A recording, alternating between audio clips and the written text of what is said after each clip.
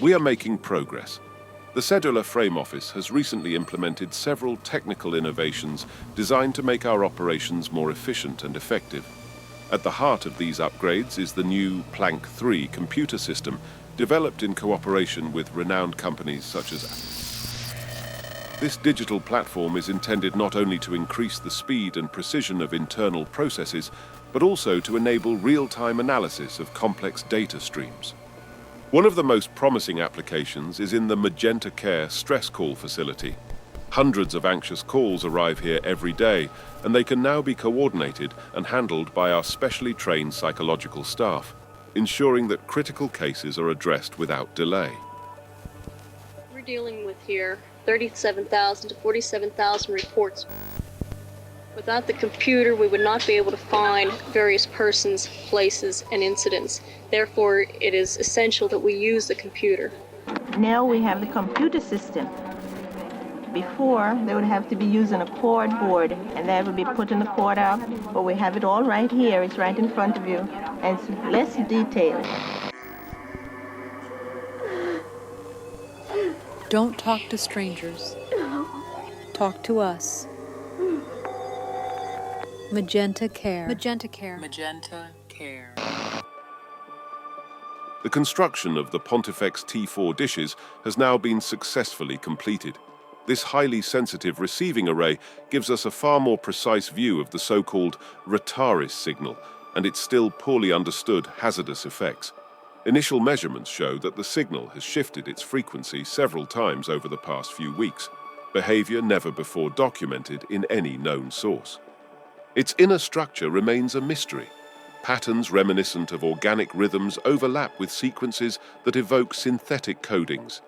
Some analysts speak of resonances capable of profoundly affecting not only technical systems, but also the human nervous system. Internally, there is growing discussion over whether we are dealing with an artifact whose purpose and origin lie far beyond our current understanding. At least the source now appears to be clearly identified: the planet Jupiter.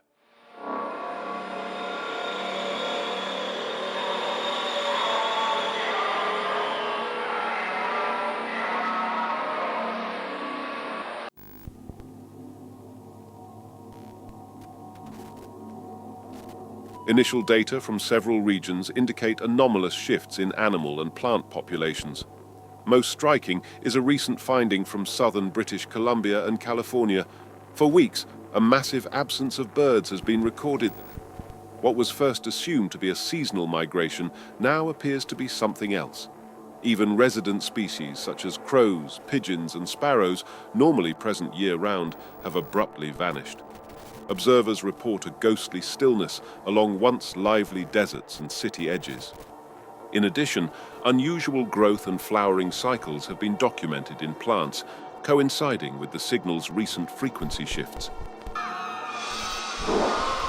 In recent weeks, an increasing number of geysers have been recorded in locations that, according to all previous geological knowledge, show no signs of volcanic activity. These are regions without known magma chambers and without cold groundwater that could be pressurized by heat. Yet columns of hot water are rising, accompanied by sulfur-like fumes and unusual acoustic patterns that do not correspond to natural processes. Measurements have revealed temperatures and pressure levels that, in theory, should be impossible within these geological formations. Has anyone ever put thoughts into your mind? Only the television. How is the television able to do that? They have very intricate tools. And they can put thoughts into your mind?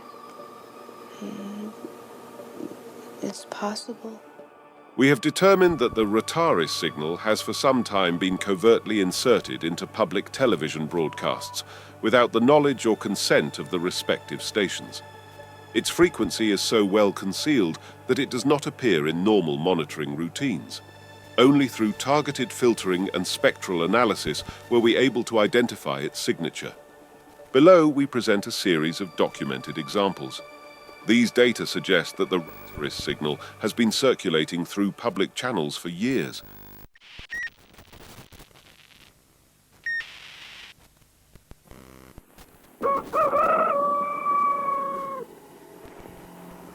Breakfast! I'm hungry!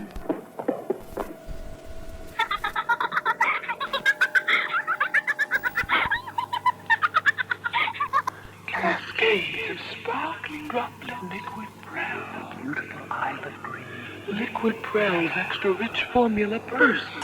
Surely virtue. So the next time you're in the forest, be extra careful, okay? If you knew it was me. Because in essence, what Judy does for the face, what exercise does for the body. And the way it does that is there's a control unit that during a facial session actually sends an impulse up to the zones in the mask.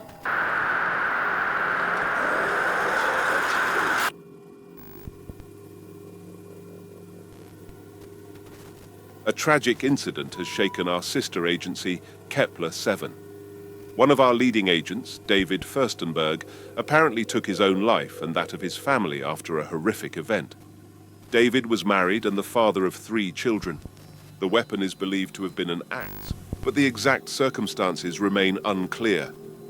The incident occurred immediately after an interview David conducted with an entity classified as OCULUS TK28, the same one reported on in our previous bulletin.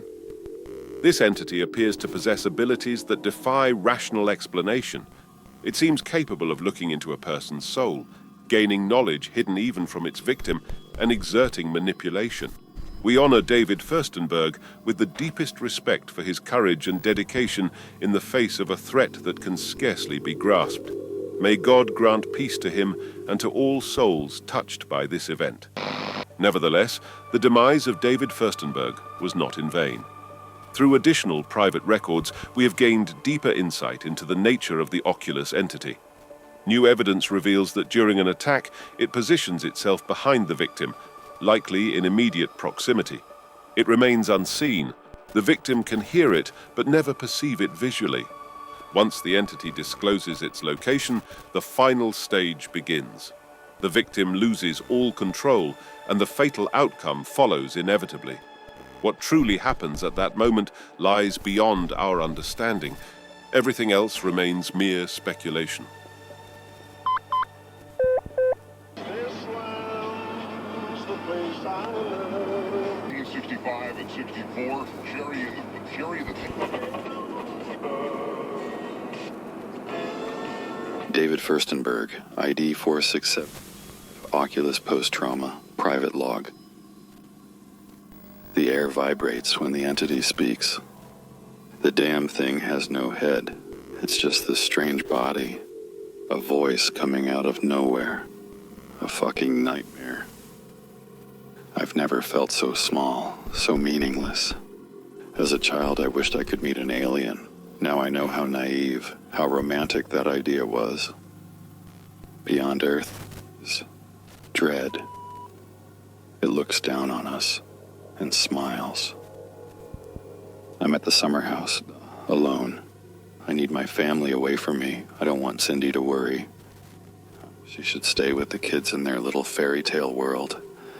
If they only knew. How am I supposed to protect them? What can a worm do against a fucked up bird that moves through portals? We're lost. There are no weapons against these things. I know the entity follows me. I know it's already here, maybe in this very room. I don't know what it wants. I don't want to know.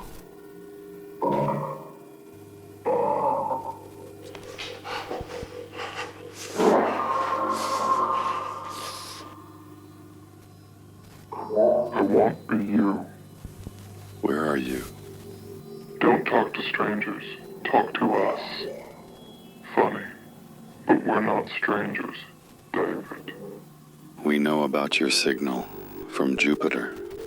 I don't care. You don't care about anything. Not everything. Where are you?